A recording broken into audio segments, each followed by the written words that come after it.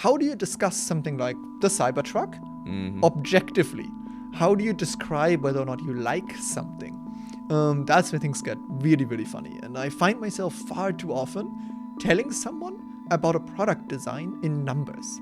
I want to kind of dive into maybe like your design thinking or like the design language that you use, because I feel like it's very recognizable. It's very recognizable in terms of like I see a lot of like influences here and there, a little bit of Apple, a bit of Dieter Rams. And I would rather make a mistake than not have made any decision.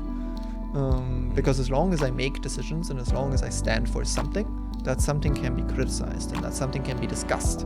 And if it goes wrong, I've learned. And if it goes right, then I know that it was a decent decision. And I then have to figure out why. Did I really know or did I just guess? Like done is better than perfect. Right. Don't let best get in the way of good.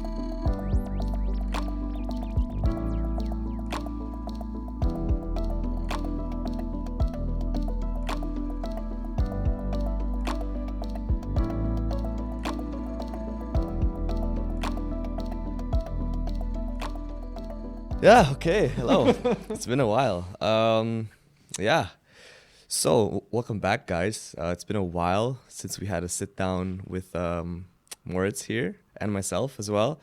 As you can see, we've upgraded somewhat our podcast setting.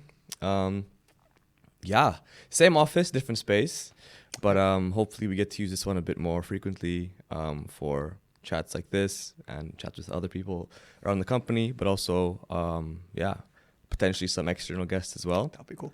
That'd be pretty cool. So today, the main topic that we're going to be kind of going over is for the Discord community who has been following us for quite some time, it's going to be the topic of the CM switch that we announced a couple weeks back. Yep. So those who know the context behind that can get a bit more of a candid discussion about that with Moritz and myself, as well as just overall discussing about the challenges of being a hardware founder, why hardware is hard, and facing adversity throughout this journey as the actual lead of products and engineering. It's been a fun few years. Yeah, exactly. So a little bit of an overview of what we're going to be covering today. But first of all, how have you been? How's China been? How's the entire journey been? Life's been crazy, but I'm doing good. It's been fun. It's hectic and all over the place and as it goes. But yeah, it's been a fun time. Yeah, nice. Yeah, I mean, so maybe we just like get straight into it. Maybe you could provide a really brief summary to those who don't know the context of the current situation with my Create and the whole CM switch. So we made a post recently that we had switched our CM away from our prior partners that we had been working with in the early development stages to a partner now that we will be going through manufacturing with. Well, technically two partners, but we'll talk about that more, I guess, later.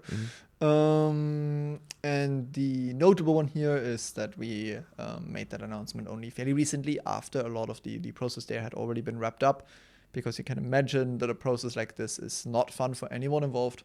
And not something we wanted to do or not something we had any interest in or really anyone else has any interest in. But it just became very clear that it was a necessity, that it had to happen for the quality that we wanted to provide. And that process is now getting closer to completion, on our end at least. But it is still an open topic, so there are some things that I can and can't talk about, and we'll see. Right. And I guess like the big question, like a lot of people's minds could be that, okay, how did we first come about this original partner, and kind of like what were the kind of circumstances that kind of were in place where we did make the decision to work with them and now kind of are making the switch. Right.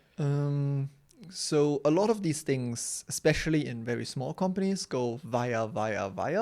So you know a person who knows a person who introduces you to a person who says that it's not quite right for them, but that they know a person where it might be right. And then they introduce you to the next guy. And then eventually you know the entire network and everyone knows everyone. That's really how this generally goes. Everyone knows every party involved in every single thing. And every single move you do in this world immediately is known by everyone else. Right. That is really just how this generally goes. And that's also the network you eventually get into. And then you know most of the parties. And some of these parties are enormously big. Lydon right? We're talking about multi-billion-dollar companies, and some are really, really small. Somewhere in the 15th floor of a Taiwanese skyscraper building electronics in a garage. Yeah. And somewhere in between that, you find a scale that fits for what you are doing. And that scale can be, we're producing 5 million units every month, and you're going for the biggest CMs in the world. And that scale can be, well, we're really just trying to get a prototype running. Let's see what we can make happen. Mm-hmm. And somewhere in between that spectrum, you find yourself, depending on what backing you have, depending on how much validation you get for your product already. We'll get back to the validation problem later, probably. Because thanks, guys. Yeah, that's really the all-determining factor. Right. And I'm guessing because, like, Naya Create, like, before we had nice prototypes like this, like, it was really just an idea, right? Oh, yeah.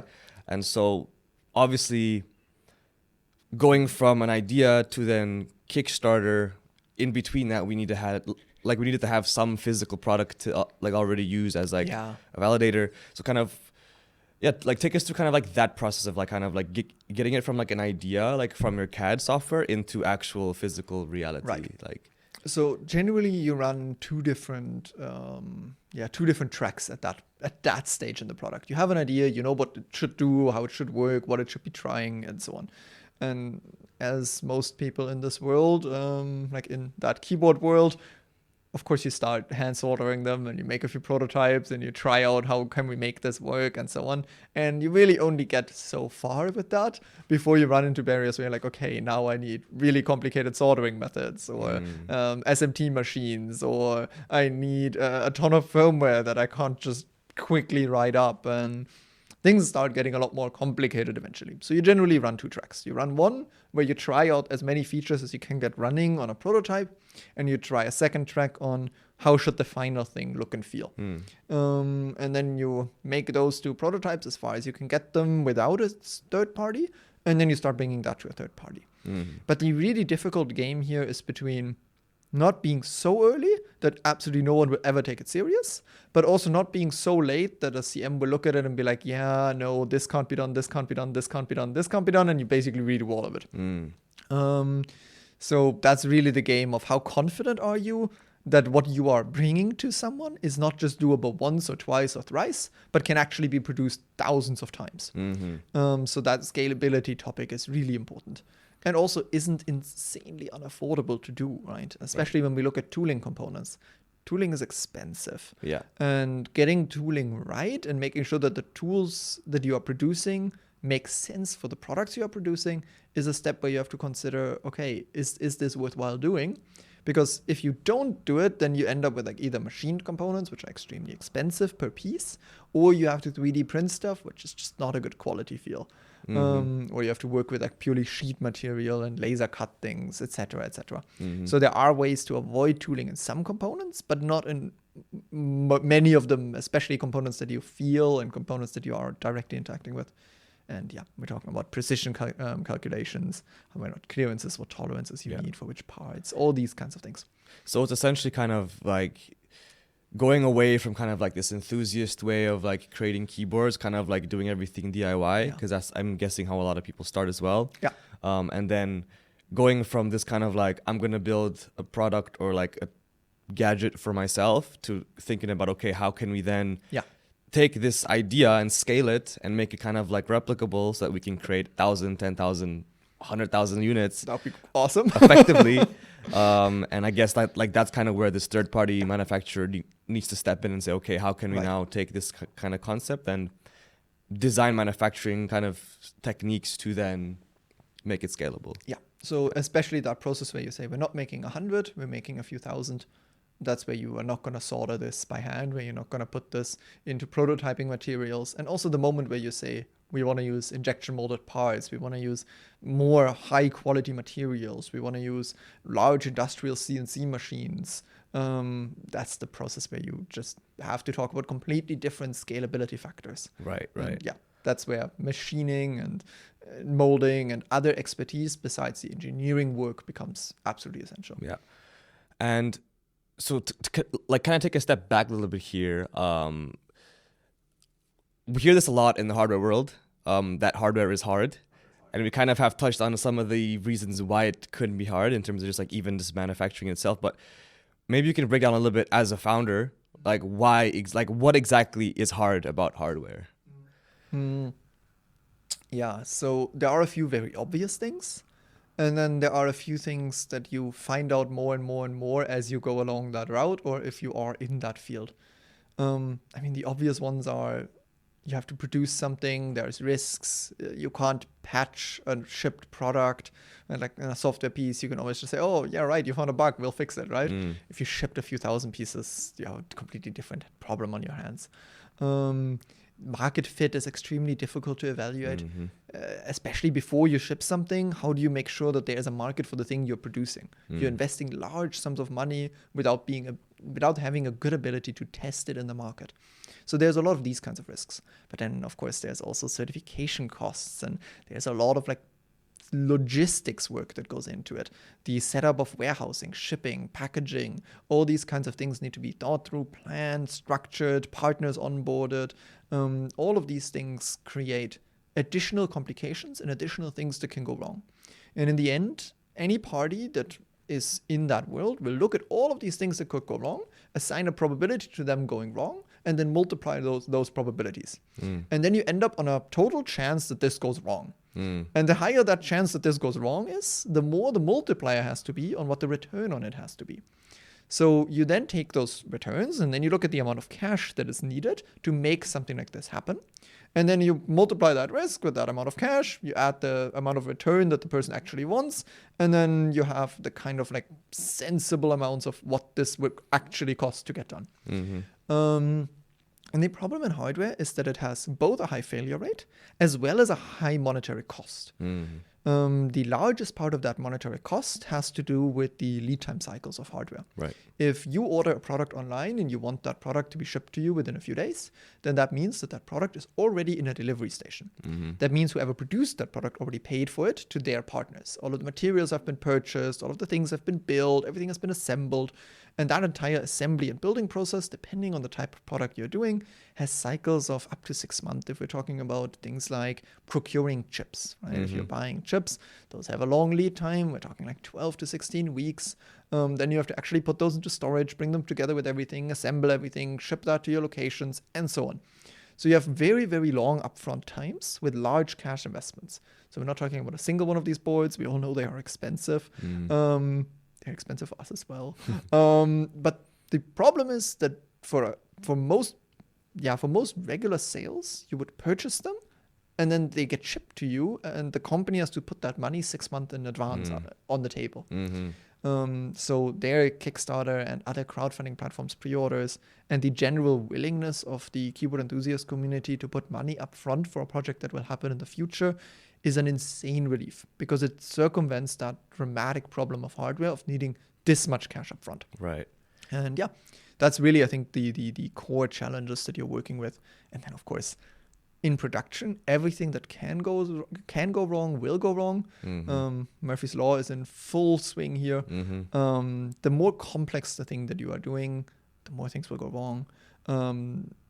Generally, we know that relying on standardized components just has a lower failure rate because every component has to be validated, tested, endurance tested, lifetime tested, special situations. We had something in the past with a different product where suddenly salt water was exposed to the product every day and that caused problems and certain coatings don't work. And yeah, if you have standardized parts, that's easy because those parts are all pre-validated. The more custom things you do, the more you deviate from the norm, the harder this gets. Right. And yeah, you know what we're doing. So yeah, it's a fun challenge. So yeah, I'm like kind of what I'm getting from that is kind of like number one, like the demise of a lot of hardware companies tends to come from overstocking or kind of like cash flow. Yeah. Yeah. So like thinking that you're gonna sell X amount of units, right? Ordering that many units for stock, and then end up not selling that many units, and now you're left with a bunch of product that's unsellable. Yeah.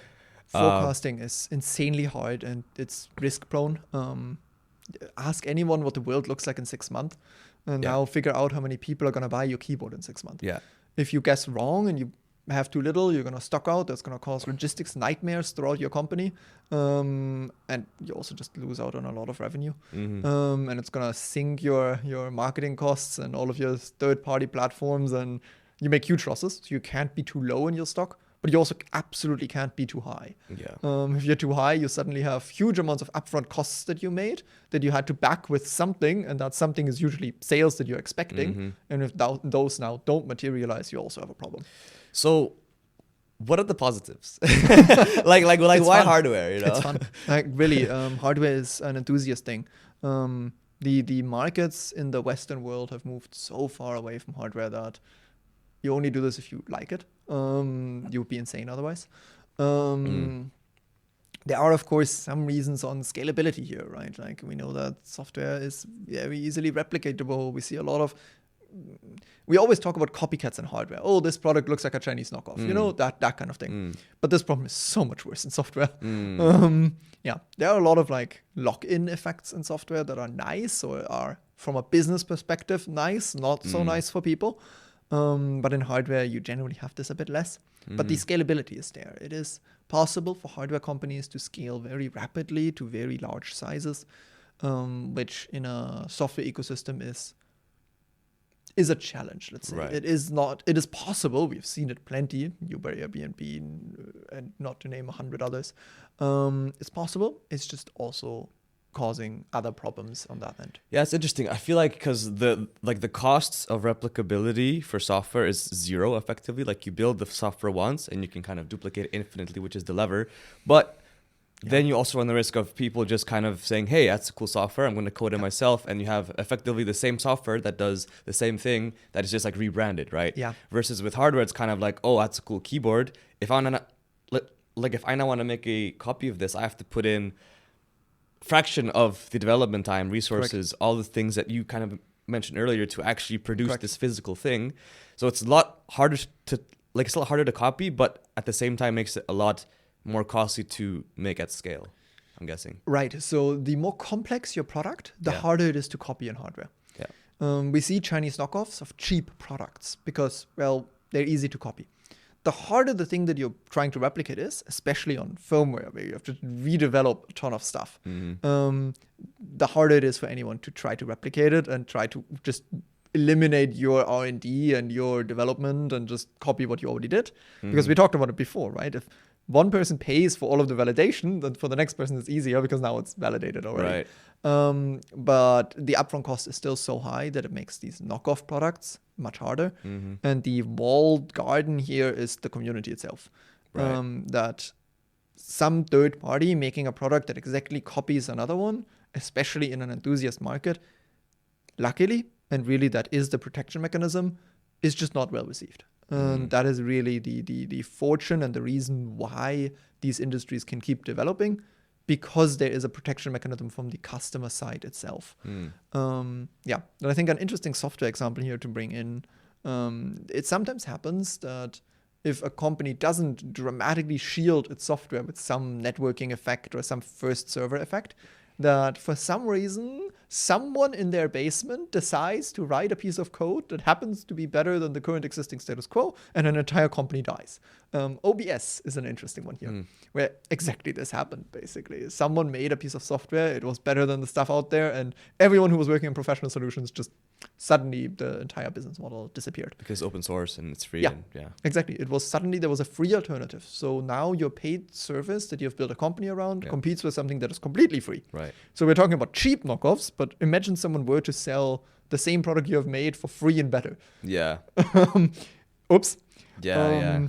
Yeah. It's kind of like, I think Blender is also kind of reaching that level, in my opinion. It's an interesting one. Yeah. Because it's also an open source kind of software that's, I think, in Getting my opinion, up to incredibly good. par, like with Cinema 4D, with 3ds Max. Yeah. We can, of course, always point out a few important industry differences, but Of course, yeah. But I think like a hardware example of that, of like kind of having a free kind of alternative to something that's kind of ubiquitous, is kind of like one of those like free water bottles that like essentially like the way that they pay for those is through the advertising on the actual label. Yeah, indeed. That's an interesting one, indeed. Yeah.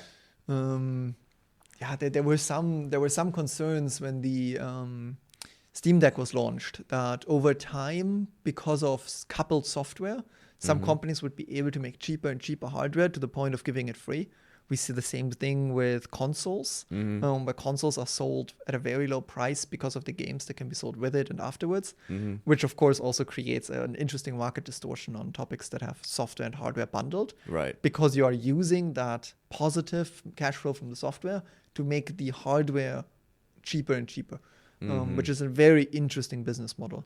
That's something we think of doing for Naya Create, since we also have software side, or Way too early. okay. Not something that we are currently exploring. Yeah. First, let's make sure that we produce our stuff. So you mentioned earlier that to be in the hardware space, you have to be somewhat crazy because of all the difficulties and like, you know, all the challenges and stuff. But in the end, the product that you get in the like as the actual like end result is worth it, because, you know, like you feel like it. Yeah, like it's the product of all your hard work that actually gets to impact people physically, like in a real way. Tangible, exactly. So as the actual inventor and the brainchild of the Naya Create, like kind of like what is your grander vision? Like how do you wish to impact the world with this product? So I quickly want to get back to that first point you said. Indeed, that is part of the reason why people work on hardware, because feeling the thing you are building is amazing. And I think still the best days on working on these entire years of these companies is the day where you for the first time get a product in your hands that has turned from an idea you had into a thing that you can hold. Those are by far the best days, and those are also a like really big part of why we're doing this, because the highs are really high. Then the second part, why are we doing this? Really, when my background is in software, right? Like I studied AI, and so I was very much like on that track of, oh, let's build software. This seems great. This is the way forward. And then you figure out that there's more and more and more software, and software is evolving insanely quickly, and you figure out, well, the way we interact with it has just not changed in 120 years. We're still doing the exact same thing. And the bottleneck is increasingly not becoming the software itself or the systems that we're working with, but the way we work with them. And working on that intersection between humans and the technology we are using is really something that we want to improve, because we deem the bottleneck of the future in that space. Okay. And I think a very obvious example of that comes with Create, where the past had text input, purely text input into computers. We used regular keyboards and it was just fine, because neither the speed mattered too much nor any means of like other input other than text. Then we were like, oh, okay, pointing devices, that seems fun. Let's put those on a separate device. And then we were like, oh, well, actually, there's a lot of like scrolling and swiping and these kinds of motions now happening, because more and more creative work, like 3D art, 2D art has come into play. And then eventually we moved into 3D spaces, and more things are happening in 3D, and our keyboards are just really not set up for it at all. Yeah. So we end up with these cluttered desks of different weird stuff, and it just doesn't work. So that had to be fixed. Okay, so like in an ideal world, if everybody in the world has Naya Create, what would the grander outcome be? So really with Create specifically, and this is like detached from the bigger vision of the company, Create is a product that is geared towards making the work you do more effective. That can mean making it faster, making it more enjoyable, making it easier. And that creates an additional amount of time that you have to, well, for people who think like me, how much more work can I get done? But for a lot of people also just how much faster can I be done with the things that I needed to get done? And we are really hoping that with that additional time that we're giving people, we can improve the either life quality of the people who have RSI problems and have ergonomics problems, or improve the output of the people who want to push that few percent further. Because in the long term, this can really have a meaningful impact on productivity. There's this fun quote of productivity isn't everything, but in the long term, productivity is almost everything. Yeah, I think that's the driving factor here. Nice. And I can tell you're very passionate about this kind of vision and like this sort of like problem, you know, like you really want to solve it with, you know, like this physical hardware product that you're creating. So kind of now circling all the way back towards, you know, the actual issues that we faced, like the real world issues that we faced, and actually trying to get this into the market and make it into reality. Like, how do you as a founder kind of like navigate these challenges? For example, this now like having to pivot from one manufacturer to another. I'm like how does that look like as you, Moritz? You know, like how are the decision making processes, and like what are the emotions that you feel? There are good days and there are not so good days. But overall, the baseline has to be for someone who does this that you're passionate about it. If you're getting up in the morning and the thing you're worried about is not wanting to do the work you have to do and not liking to go to work, you should quit, do something else. And yeah, I am sadly well aware that for a lot of people this isn't an option. So even more privileged to be able to say that, yeah, I get up in the morning and I look forward to what I can do on the day. I look at my agenda and I'm like, oh yeah, that's awesome. I have these 5 people I'm talking with. I can solve these 3 challenges. I'm going to get updates on these topics. And yeah, sometimes these updates are good and sometimes they're bad. You win some, you lose some. And when you get a bad update, you're figuring out, okay, what do we do? How do we fix this? This and this chip is no longer available. This and this thing doesn't fit. We have to change this or this electronics component. Or we ran into a problem on this and this software piece. We found bugs here and there. And you figure out, how do we solve it? What is the next step? How do we get rid of that problem? And that can be really anything. That can be external relations with other parties. That can be engineering topics. That can be finance topics. That can be HR problems. Really anything you have. So, hey, we really need this position because that work is too much for one person. Or, there's so many different things that you see day in, day out. And in the end, most problems have the same structure. If they stress you, you have a problem because now you're not going to be effective at solving the problem. And otherwise, you try to figure out what's the best solution? What options do we have? What pros and cons do those options have? How do we best get to better options? How do we get more data? How do we evaluate the problems? And which problems are worth even thinking about? There's a ton of problems that are just so small that the worst case outcome is still, okay, it's fine. Let's just not bother because it's not big enough to really worry about. And then there are those like really big ones when you're like, okay, is this something we have to tackle? And the CM topic is one of those where you over time notice that certain things are okay in this very, very early stages. And then as it continues, you see more and more things where you're like, yeah, this is going to become a problem. And then eventually it's where you're at the point where you say, okay, this is no longer sustainable. This has to change. Right. And then you have a big new project, and then you set up the people who will run it and how you're going to run it and what information you need and how you best get to the best outcome and what that outcome even looks like. What is a good outcome here? And then you set everything up. Right. And then you create your pro cons and eventually make a decision. Super interesting. Did you ever feel like giving up? Why would I? Yeah. I mean, like, obvious answer, but yeah, why would I? If you're living a life where you can get up and have fun, then the only thing you wish for is to be able to do it for as long as possible. And that's really what I'm hoping for, that this works to the degree where I can keep doing this. I want to build more things. I have more ideas than I will ever have time. Like, why would I? Yeah.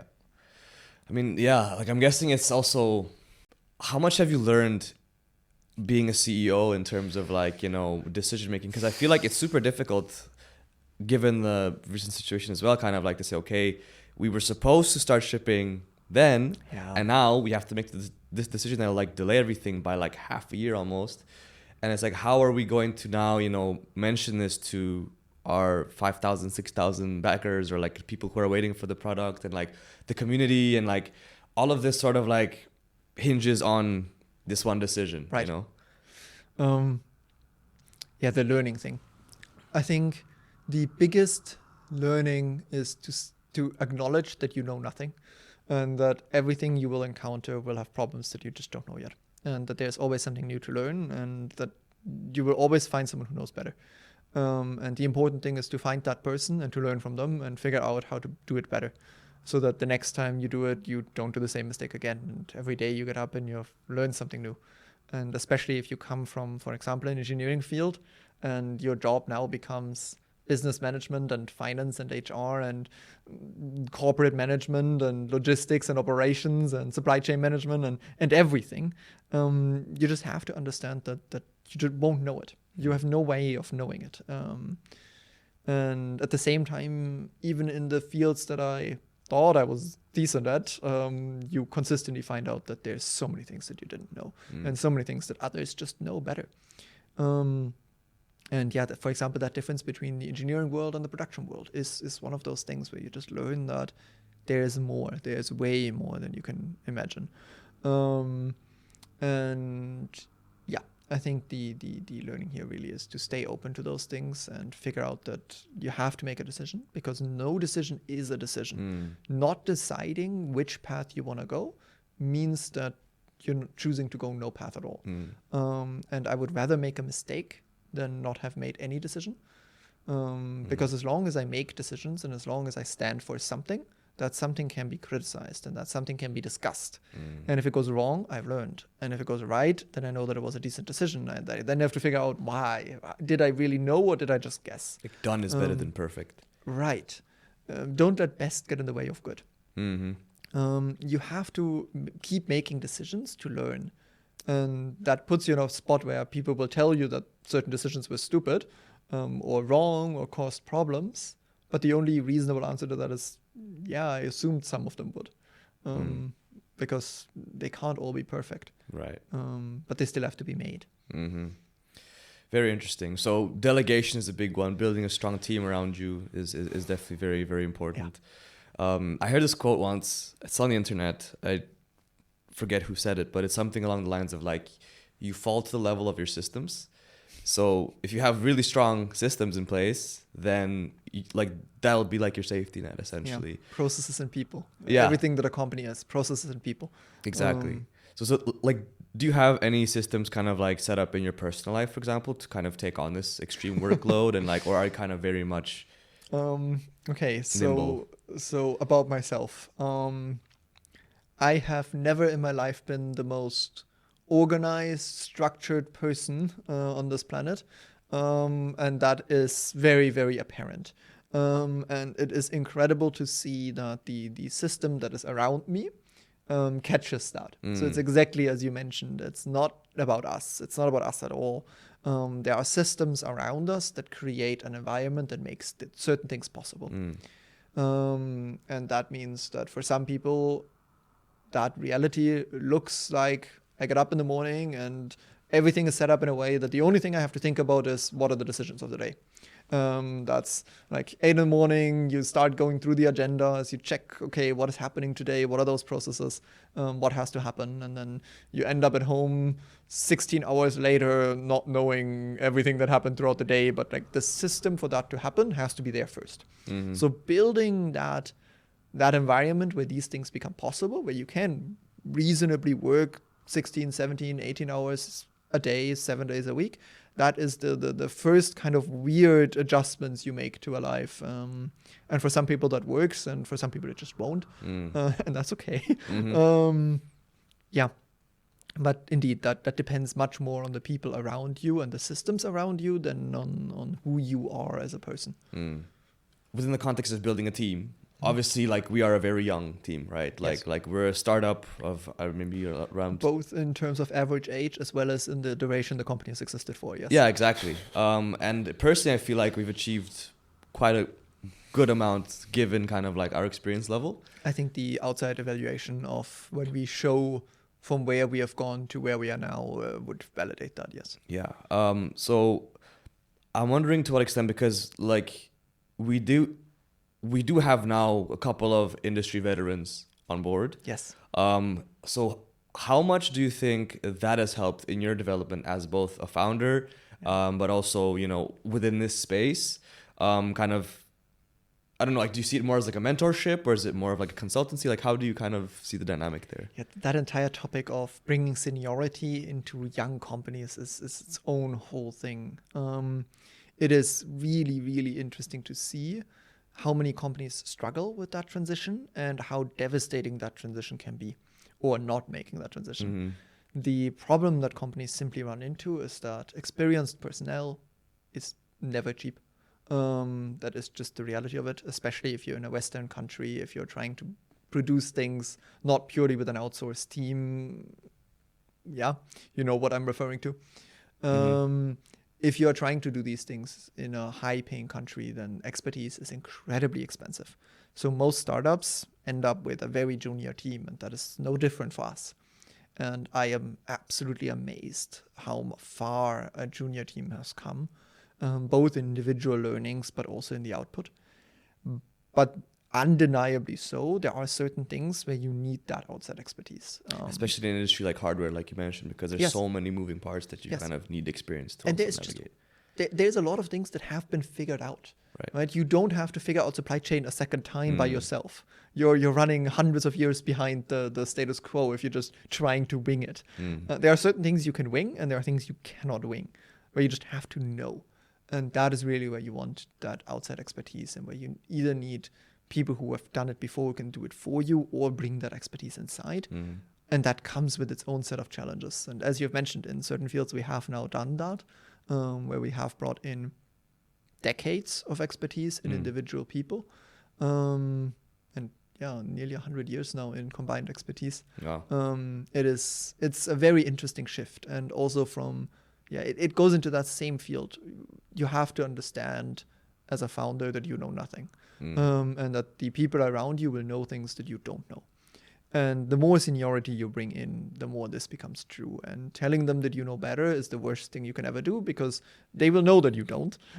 Of course they do. And then you will also demotivate them. Give people the freedom to do the things they want to do. Give people the freedom to apply the things they have learned. Most people like telling others what they know and implementing it and doing it and getting it ready and learning more themselves. So that is really the fundamental thing here, to give the right people at the right time, the right space to the things that they are best at. That's the all-important one. Nice.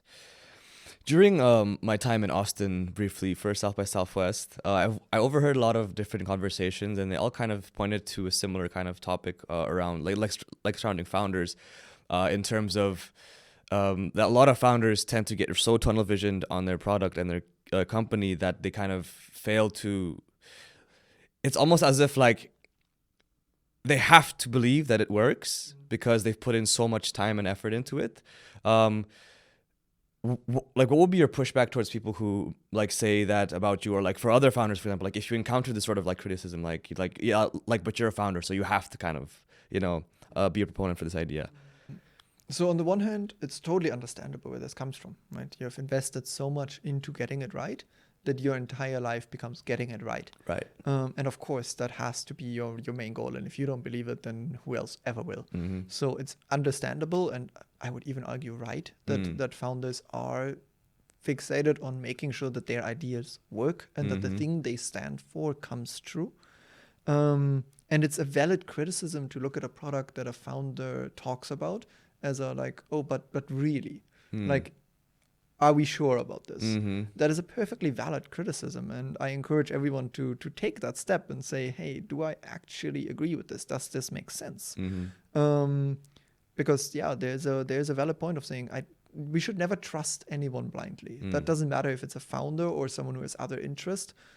We just don't know. Don't take the person that tells you something as the credible source.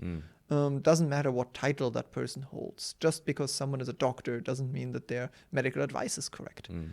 We should look at the evidence that we have for why something is true or not true. Do we experience the problem the person is describing? Do we agree with that problem description? Do we agree that the fix that is proposed would actually fix the problem?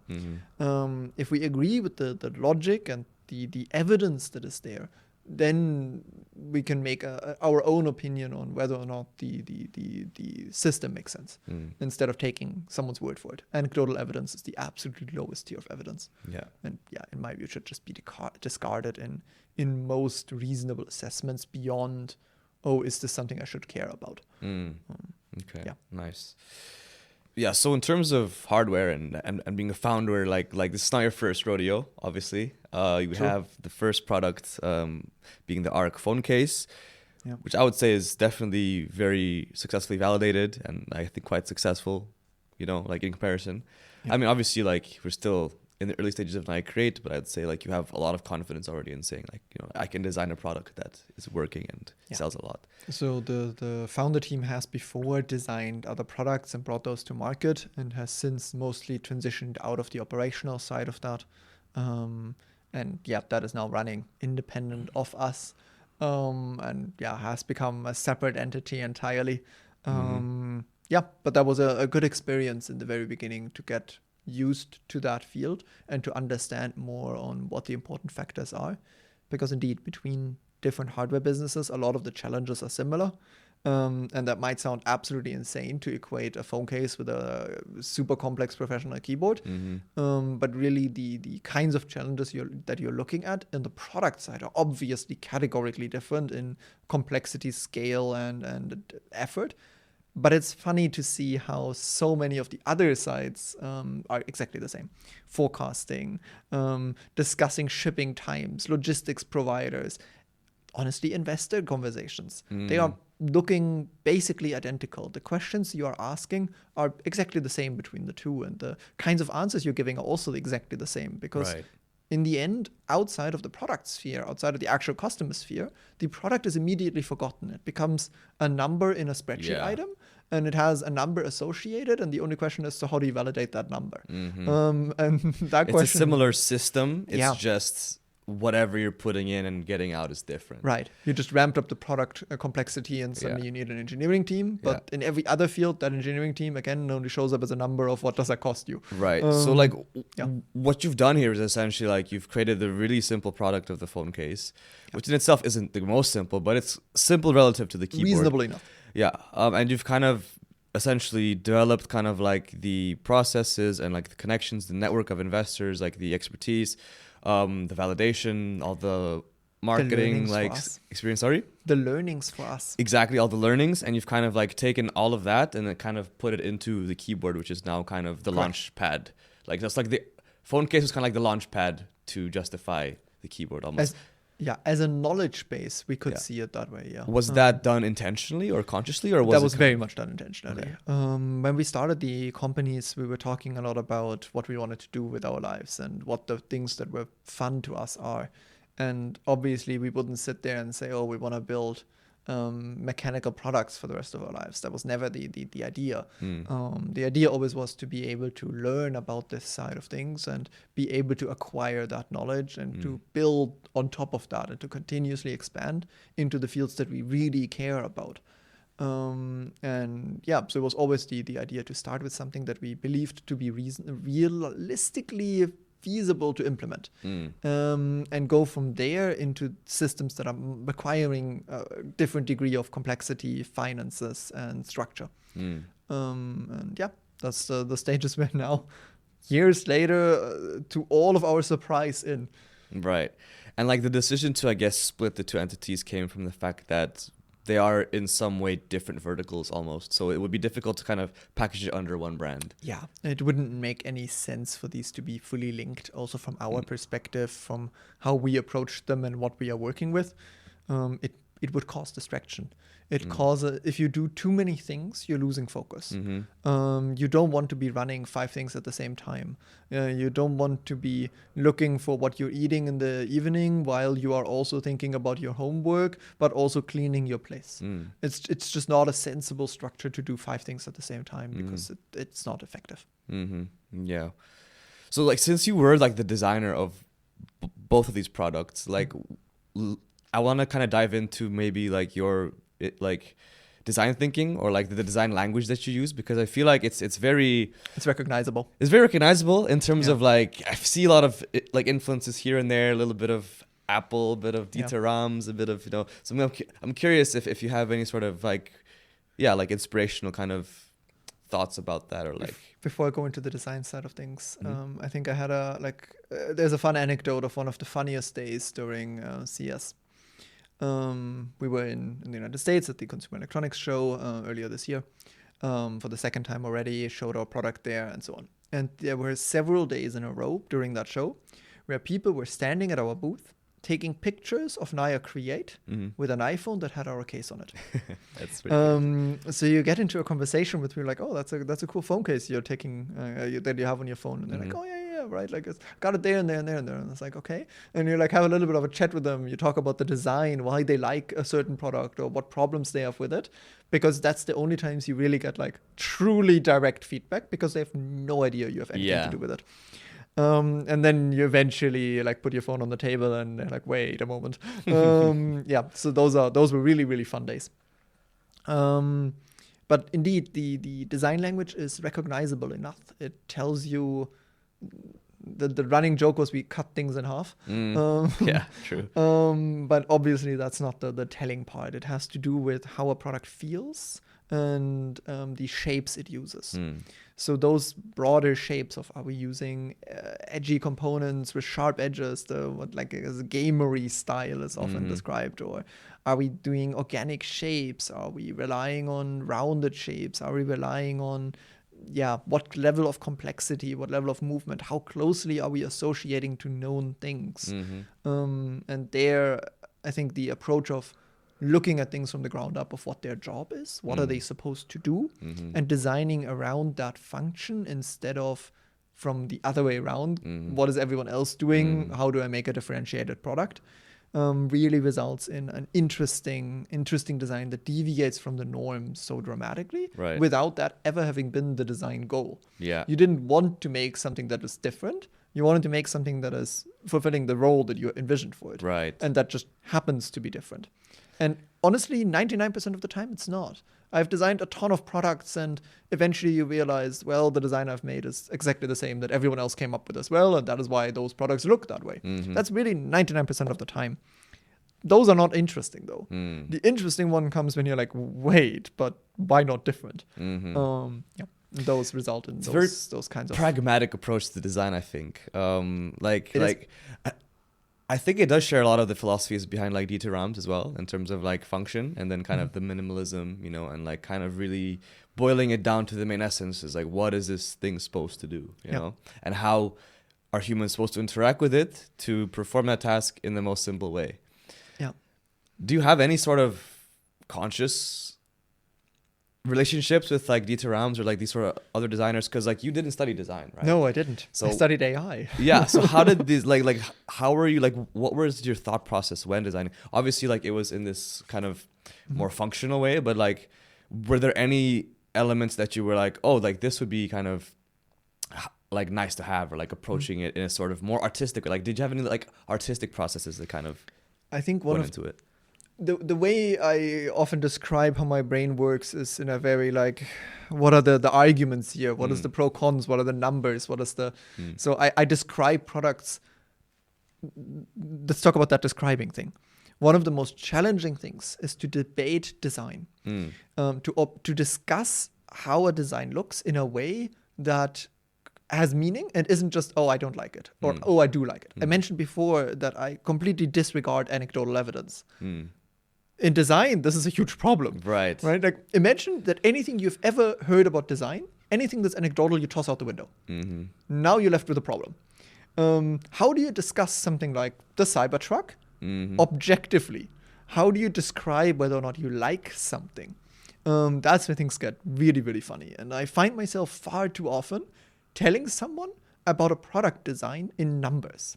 I tell them how many millimeters a module is located from which finger, and what dimensions it has in which direction, and how deep which indent is on which edge, and what curvature I've been using where, which curvatures match or which ones don't match, which follow which symmetry lines. So you really start analyzing designs in a numerical way.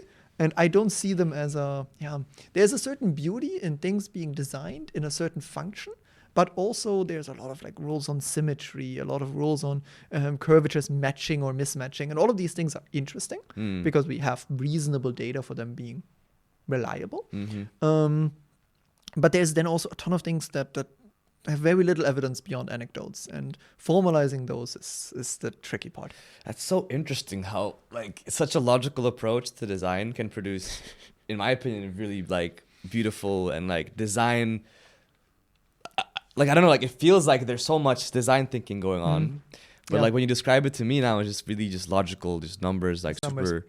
It's pretty. It's really interesting. Like I don't know if it's a testament to like how your mind works, or if it's kind of like a broader idea of like design as a whole. Like is design really just this kind of logical steps broken down and then filtered through someone who is more artistically minded, in terms of like this is the base of design, like this process, and like people just kind of manifested differently, or if it's the way that your mind works, where like you think logically, but then there is that artistic kind of filter that you don't fully notice. There are a ton of people. There are a ton of different directions to get to a good result, Right. and there are a lot of people who are much more intuitive about this. Right. And I believe that intuitive approach is perfectly valid.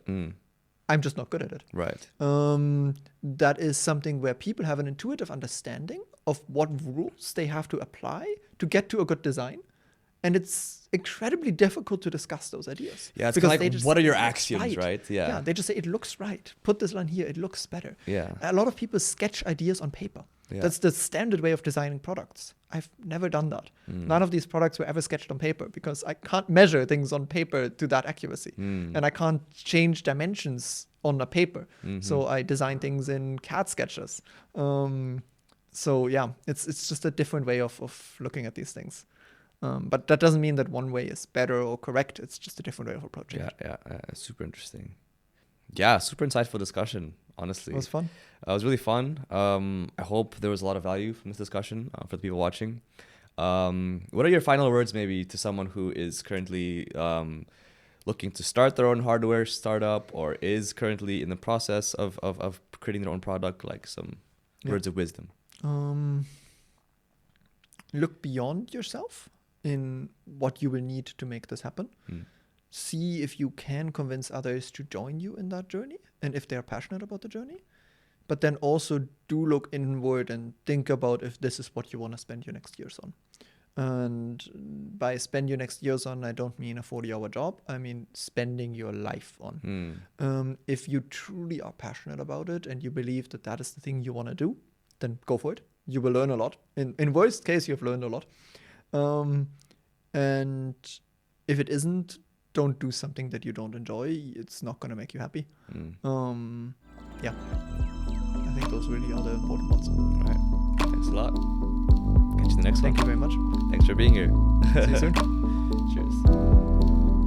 Hey guys, thank you all for watching. If you'd like to see more videos like this, please leave a like, comment, and subscribe. And we'd also like to invite you to our Discord channel, link in the description below, to continue the conversation. See you in the next one.